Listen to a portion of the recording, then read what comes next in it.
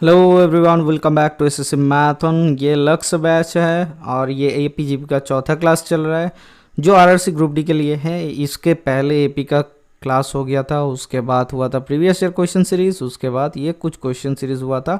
मैंने आपको प्रॉमिस किया था कि कुछ एडवांस क्वेश्चन आपके लिए लेके आऊँगा, तो ये रहा आपके सामने एडवांस क्वेश्चन। चलिए देख लेते हैं क्या दिया हुआ है। The sum of all the arithmetic progression, all terms of the arithmetic progression having 10 terms except for the first term is 99। मतलब पहला टर्म छोड़ के बाकी सब टर्म्स का अगर मतलब साम निकाला जाए तो 99 आता है। उसके बाद क्या दिया हुआ है, उसके बाद दिया except for the six term 89। Find the third term of the progression if the sum of the first and the fifth term is equals to 10। ये क्या दिया हुआ है सर पहला टर्म और फिफ्थ टर्म, तो a प्लस 4d क्या दिया हुआ है, a plus 4d। Fifth term ये हो गया, तो ये दिया हुआ है आपके लिए 10 दिया हुआ है, तो a प्लस 2d क्या आ जा रहा है सर, 5 आ गया। ये ख़त्म कहानी। हमें क्या निकालना है, find the third term of the progression. तो थर्ड टर्म क्या हो जाएगा सर, a प्लस 2d तो थर्ड टर्म होता है, और कुछ है, और कुछ भी नहीं है, तो आंसर क्या हो जाएगा सर, 5 हो जाएगा। और कुछ करने का ही जरूरत नहीं है था। यहाँ पे दिया find the third term of the progression if the sum of the first and the fifth term is equals to 10, और कुछ करने का ही जरूरत नहीं था। बाकी सब जो दिया हुआ है आपको थोड़ा सा बेवकूफ़ बनाने के दिया गया, यही तो निकालना था ना, a प्लस 2d, तो खत्म कर लिए। 5 इज द करेक्ट आंसर। चलिए देख लेते हैं नेक्स्ट क्वेश्चन क्या दिया हुआ है। There are 4 terms in an AP such that the sum of the two means is 11110 and the product of their extremes is 2125। the third term is, चार term दिया हुआ है, तो चार टर्म हम लोग कैसे पकड़ेंगे, ये मैंने आपको पढ़ाया था। तो a प्लस डी पकड़ेंगे, a माइनस डी पकड़ेंगे, a प्लस 3d पकड़ेंगे and a plus 3d, a minus 3d पकड़ेंगे। चार टर्म खत्म हो गया। अब क्या दिया हुआ है, देखो बोला गया है the mean of that the sum of the two means is 110। मतलब दोनों जो बीच वाले जो टर्म है इन दोनों का सम a minus D plus D, ये दिया हुआ है आपका 110। तो यहाँ से a मिल गया आपको सर कितना सर 55 आ गया। And the sum of the extremes, ठीक है, सम ऑफ द एक्सट्रीम्स मतलब दोनों साइड का जो दिया हुआ था टर्म का, उनका कितना हो गया sir a minus 3d, product of the sorry a plus 3d, ये कितना दिया हुआ है सर 2125, ठीक है। ये 2125 इतना वैल्यू दिया हुआ है, 2125 इक्वल्स टू 2125 इतना दिया हुआ है। अब निकालो, कैसे निकालेंगे, क्या निकालना है, third term is, third term मतलब a प्लस, थर्ड टर्म कौन सा है सर, ये a प्लस डी निकालना है आपको, a प्लस डी निकालना है। तो a का वैल्यू 55 आ गया, तो यहाँ से a स्क्वायर माइनस 3d का होल स्क्वायर मतलब 9d स्क्वायर, कितना आ जा रहा है सर 9d स्क्वायर बराबर 2125। अब 55 का स्क्वायर कैसे निकालेंगे, 5 छः 30 25, तो 3025 माइनस 2125 बराबर 9d स्क्वायर, ठीक है। तो यहाँ से कितना आ जा रहा है सर 0 0 आ गया, तो एक आ गया यहाँ से, तो एक से 9 आ रहा है, तो 900, 9d स्क्वायर बराबर 900, ठीक है। तो यहाँ से d बराबर कितना आ गया सर d बराबर आ गया आपका 10, d बराबर आ गया आपका 10। अब ये प्लस माइनस 10 होगा या फिर प्लस 10 होगा, अगर प्लस 10 भी पकड़ो तो एक आएगा, माइनस 10 भी पकड़ो तो भी एक आएगा, तो हम लोग प्लस 10 पकड़ लेते हैं। तो हमें थर्ड टर्म निकालना है, थर्ड टर्म ये वाला, तो a मतलब 55 प्लस 10 मतलब 65 is the correct answer, option number a। देखो सर एक काम करते हैं, पहला टर्म भी देख लेते हैं, 55 माइनस 30 कितना हो गया सर 25, दूसरे वाला कितना हो जाएगा सर 45, फिर तीसरे वाला कितना हो जाएगा सर, तीसरे वाला हो जाएगा आपका 45 एंड 65, और चौथे वाला 85। अब बोलोगे सर डी का वैल्यू 10 आ रहा है लेकिन 20 का क्यों गैप है, जो हमने टर्म पकड़े थे एक बार देखो तो कॉमन डिफरेंस क्या है, कैपिटल डी ले लेते हैं बराबर 2d था, इसीलिए 20 का गैप में आ रहा है, ठीक है सर। चलिए देख लेते हैं नेक्स्ट क्वेश्चन क्या दिया हुआ है। The first term of an arithmetic progression is 22 and the last term is minus 11. If the sum is 66 then the number of the terms in the sequence। तो फर्स्ट टर्म क्या दिया हुआ है, a बराबर सर 22, लास्ट टर्म l बराबर sir minus 11, ठीक है। तो हमें क्या मालूम है सर, हमें मालूम है सम का वैल्यू होता है 66 बराबर n upon 2 into a plus L, तो 22 माइनस 11 मतलब 11 होता है, तो 11n अपॉन 2 बराबर 66 दिया हुआ है, तो 11 6 66, तो n बराबर 12, तो number of terms 12, option number B. ये एसएससी 10+2 में आया था 2014 में, ठीक है, प्रीवियस ईयर का भी क्वेश्चन थोड़ा सा पकड़ लिए। चलिए देख लेते हैं नेक्स्ट क्वेश्चन क्या दिया हुआ है। The sum of the squares of the three consecutive natural numbers is 194, then the sum of the numbers is. Sir एक काम कर लेते हैं, नंबर्स तीनों को लिख लेता है, A plus one and A minus one, ठीक है, ए माइनस वन। हमें क्या दिया हुआ है सर, ए स्क्वायर प्लस ए प्लस वन का होल स्क्वायर प्लस ए माइनस वन का होल स्क्वायर, इतना ही तो दिया हुआ है, ए माइनस वन का होल स्क्वायर। तो ये बराबर कितना दिया हुआ है सर, 194। इन दोनों का सम कितना होता है, 2 इंटू ए स्क्वायर प्लस वन प्लस ए स्क्वायर, क्यों, फॉर्मूला मालूम है ना, ए प्लस बी का होल स्क्वायर प्लस ए माइनस बी का होल स्क्वायर कितना हो जाता है सर, ये होता है 2 इंटू ए स्क्वायर प्लस बी स्क्वायर, क्योंकि 2a भी कट जाता है, तो वही फार्मूला अप्लाई कर दिए। तो यहाँ से कितना आ जा रहा है, इक्वल्स टू 194। तो 3a स्क्वायर आ रहा है, 3a स्क्वायर बराबर 192, तो a स्क्वायर बराबर 9 10 11 एकम 12, तो 3 6 18 1 19 3 4 12, तो a बराबर 8 आ गया आपका। Then the sum of the numbers कितना हो जाएगा सर, एक आ रहा है 8, दूसरा आ रहा है 9 और तीसरा आ रहा है 7, तो 7 8 9 कितना होता है, 7 3 21 22 23 24, 24 is the correct answer, option number A. तो कौन सा नंबर आया, 7 8 8 9, तो 8 3 24 हो जाता है, ठीक है, इन तीनों का सम। चलिए देख लेते हैं नेक्स्ट क्वेश्चन क्या दिया हुआ है।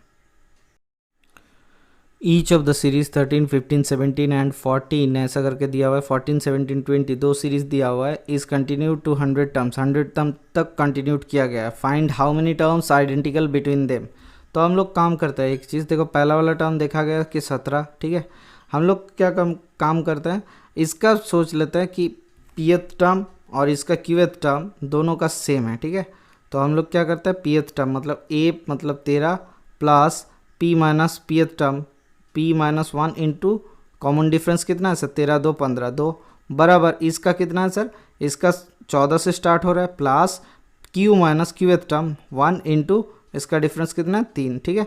तो इन दोनों का गैप कितना हो गया सर, इन दोनों का इक्वल कर लेते हैं, तो 2p माइनस 2 मतलब 11, ठीक है, 2p प्लस 11 बराबर कितना हो रहा है सर, 14 मतलब 11 प्लस 3q, तो 2p बराबर हमें मिल गया 3q बराबर हम लोग पकड़ लेते हैं k एक टर्म है, तो p का वैल्यू k/2 एंड q का वैल्यू कितना सर k/3, कॉमन टर्म पकड़े थे ना k/3, यहाँ तक आ गया। अब देखो सर एक चीज़, इसका कितना तक वैल्यू है सर, 100 टर्म्स तक 100 तो p का value less than equals to कितना होना चाहिए सर, 100/2 मतलब 50 टर्म होना चाहिए लेस देन इक्वल्स टू, और q का वैल्यू कितना होना चाहिए सर 100/3, q का value less than equals to 100/3 होना चाहिए, मतलब कितना होना सर 33.33 होना चाहिए। लेकिन इस 33.1/3 मतलब q का वैल्यू 33 से छोटा होगा, 33 से छोटा, क्योंकि ये दोनों टर्म के का वैल्यू भी बोल सकते हो, क्योंकि ये दोनों टर्म एक ही है, ठीक है। तो नंबर ऑफ कॉमन टर्म्स यहाँ पे बोला जा रहा है कि 50 है, यहाँ पे बोला जा रहा है 33 है, तो नंबर ऑफ कॉमन टर्म्स कितना मिल जाएगा सर, हमें छोटा वाला ही लेना है common terms, option number D is the correct answer, number of common terms 33, ठीक है। ये एक तरीका है। दूसरा तरीका, अगर दूसरा कोई क्वेश्चन आता है तो दूसरे तरीके से समझाने की कोशिश करेंगे। चलिए देख लेते हैं नेक्स्ट क्वेश्चन क्या दिया हुआ है। देखो, sum of the 32 consecutive natural numbers is a perfect square, what is the least possible sum of the smallest and the largest of the 32 numbers. मतलब सम ऑफ ऐसा दिया हुआ है, sum of 32 consecutive natural numbers, ठीक है, is a perfect square. तो ऐसा करते करते a+1 a+2 ऐसा करते करते चलता है, पहला टर्म को a ले लेता है, दूसरा टर्म को a+1 a+2 ऐसा करते करते चलते हैं, तो कितना आता है सर a+31।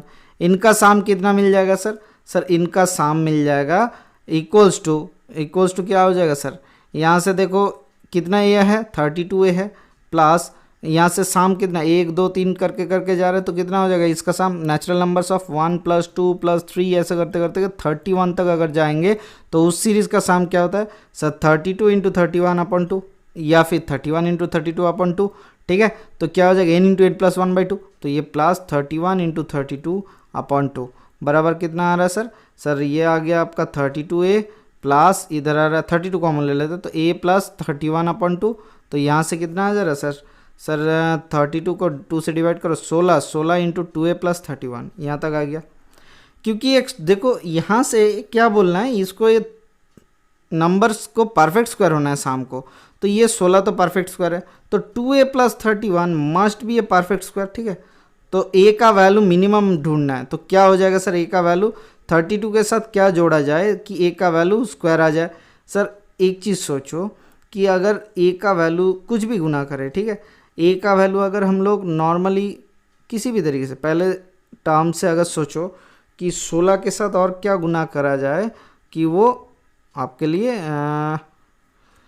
देखो ए का वैल्यू ऐसा गुना करो कि ये परफेक्ट स्क्वायर हो जाए, तो इसका परफेक्ट स्क्वायर क्या हो जाएगा, 31 के बाद 36 होता है, 36 मतलब 5 आ रहा है, नहीं 2a नहीं हो सकता, पॉइंट में आ जा रहा है सर। 31 के बाद और क्या हो सकता है सर, 49 हो सकता है सर। 49 को करते हैं 41 माइनस 31 मतलब 18 आ जा रहा है, ठीक है। तो a का वैल्यू 2a का वैल्यू कितना होना चाहिए सर 18, a का वैल्यू कितना होना चाहिए 9 होना चाहिए।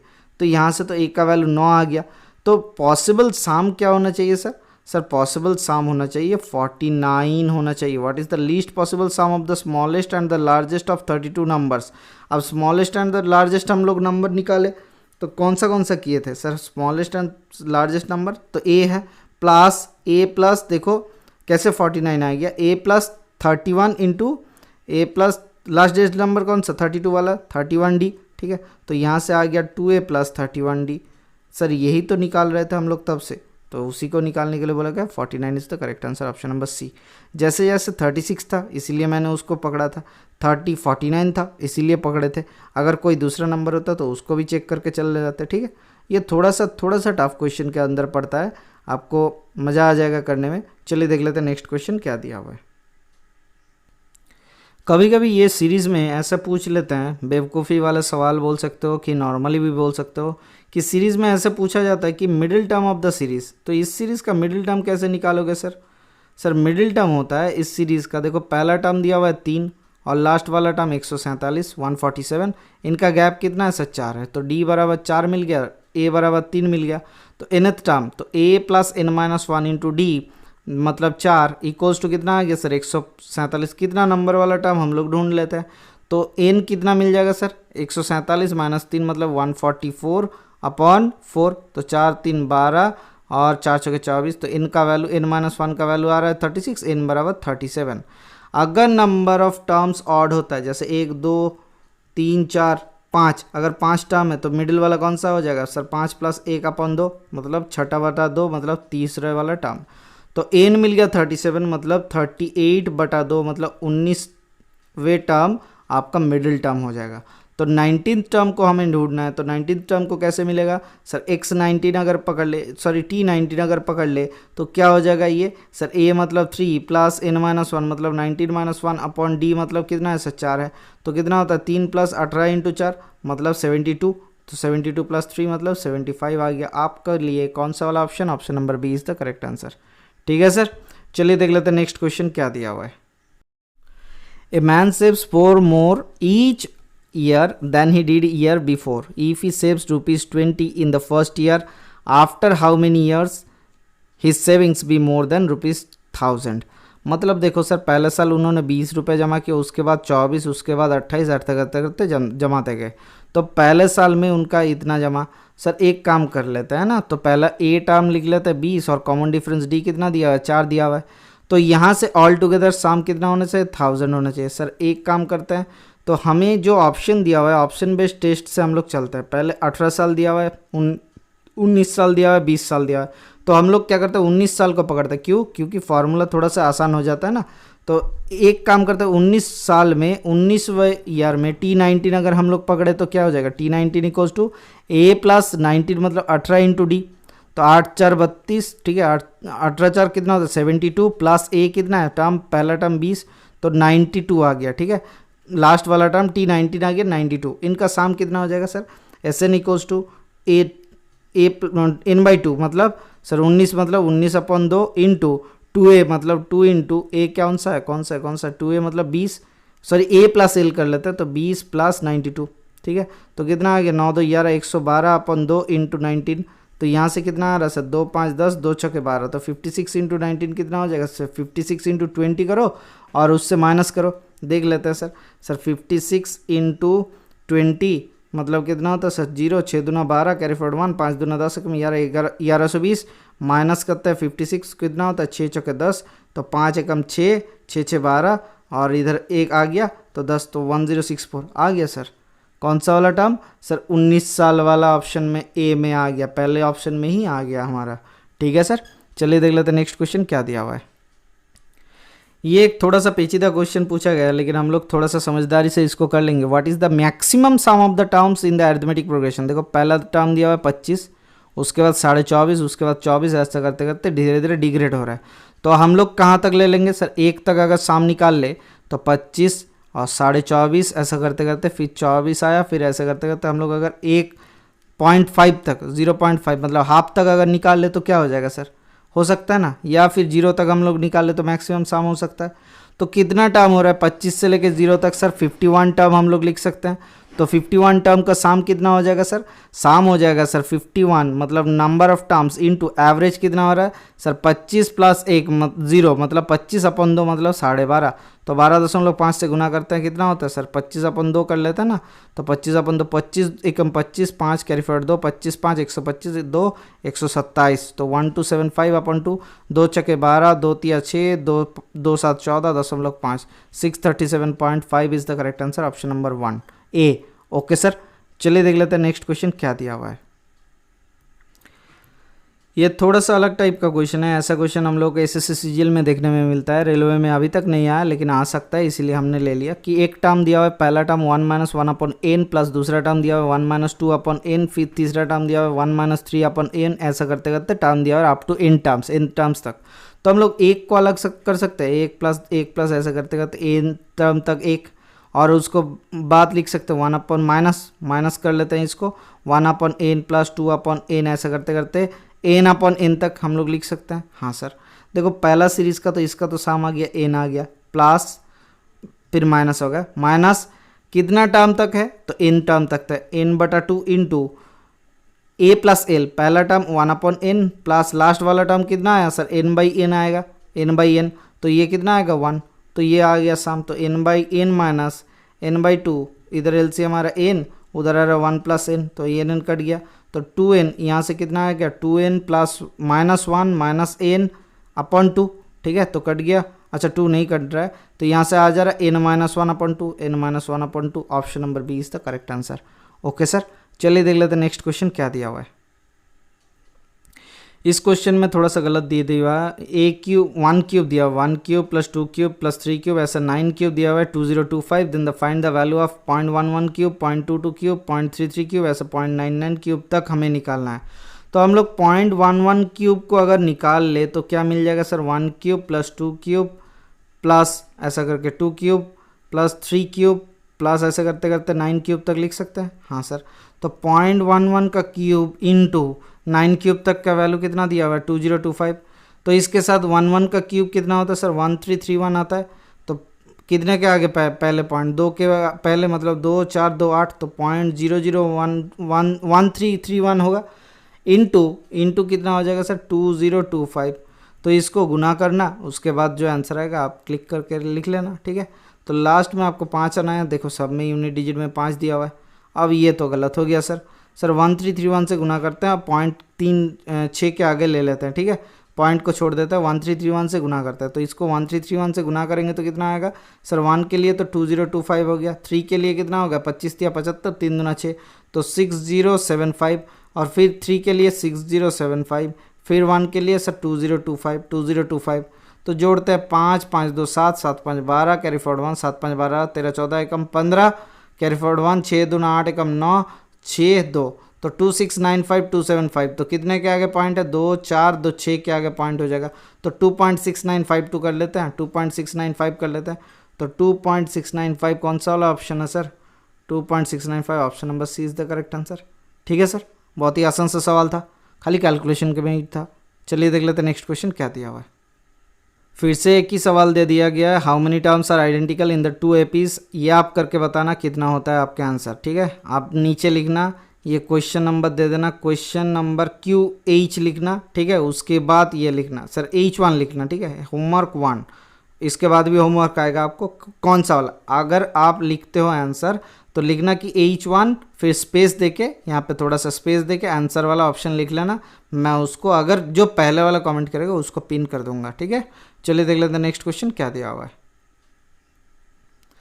If the sum of the first 2 n terms of an AP is 258 is equals to the sum of the first n terms of the AP, ये दिया हुआ है 5 57 59 61 ऐसा करते करते, then what is the value of n, दोनों में n निकालना है। सर कैसे निकाले, बहुत ही आसान सा सवाल है। देखो 2 n टर्म्स का सम क्या होता है सर, 2n/2 इंटू 2a मतलब 4 प्लस n माइनस वन मतलब यहाँ पे 2n minus one into D कितना है सर 2 से 5 हुआ 3, 5 से 8 हुआ 3, तो d ये हो गया बराबर n/2 इंटू 2a मतलब 2 into 57 plus n minus one into D का वैल्यू कितना 57 से 59 हुआ 2, 59 से 61 हुआ 2, तो इंटू 2।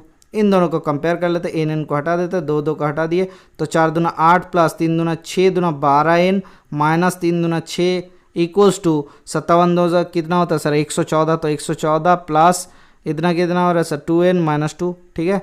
तो 2n यहाँ से हटा देता है तो कितना आ गया 10n बराबर 6 को उधर भेज, अच्छा 6 और 8 में 2 आता है तो 2 को उधर भेजेंगे तो 110 आ रहा है, तो n बराबर कितना आ गया 11 आ गया। n का वैल्यू कितना हो गया, option number C is the correct answer.